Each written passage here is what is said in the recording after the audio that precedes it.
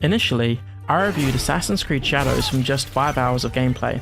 Now, I've amassed an additional 25 hours playtime on a brand new save file, and honestly, not a lot of my opinions have changed. Despite upgrading my graphics card, the game still can't reach a consistent 60 FPS unless I use AMD FSR upscaling and frame generation.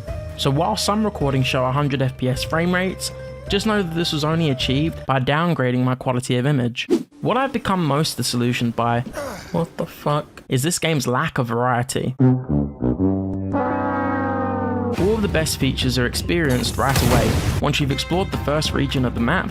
That's it. You've already played through most of the substance of this game, with later areas offering the exact same formula of content, just hey, it's over here now. As you progress through the main story, your objectives board devolves into an endless list of chores. I am old and poor. There are many things I need.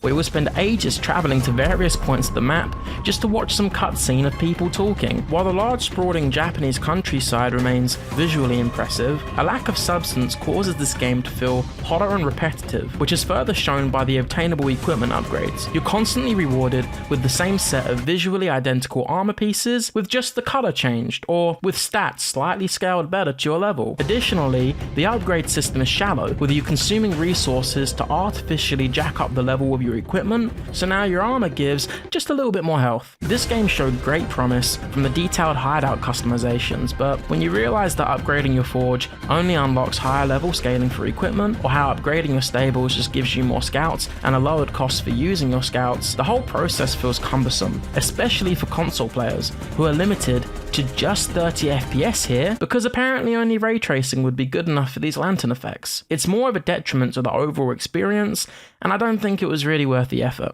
If there's a good story here, we are not strong enough to turn aside.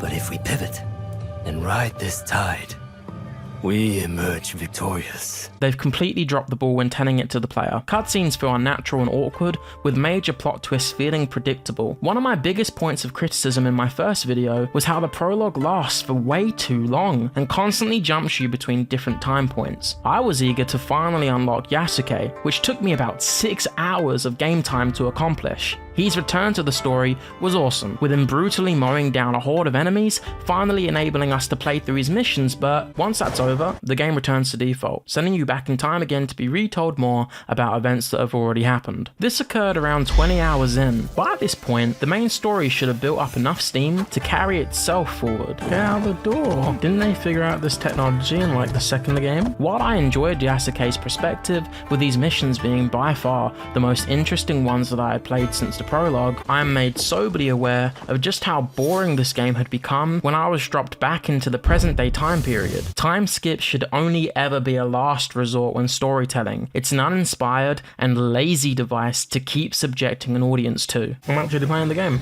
Holy crap. Oh, never mind. No, I'm not. Beneath these issues, there's a fairly polished and humorful gameplay experience which can be fun to mess around with. It didn't need to be so drawn out by shallow game mechanisms and a confusing narrative structure. I would have much preferred a more concise and focused storyline with less countryside to idly ride your horse through. It doesn't service the gameplay to spread major objectives across this big ass map. I thought Sakai was big. This is too big. Constantly disrupting the flow of progression by forcing your player base to engage with the uninspired upgrade systems. No, I got this one just now. Yeah, I've been wearing this one for ages. Changes absolutely nothing. The hideout definitely didn't need ray tracing to be turned on permanently. 36 frames. Now that's good. That's a good frame rate right there. Therefore hindering the game's performance across all platforms, and I would have much preferred for there to have been generally more substance to this rich feudal Japan setting that you have otherwise squandered its innate potential for delivering good variety of content. All things considered, still the best Assassin's Creed game from the last decade.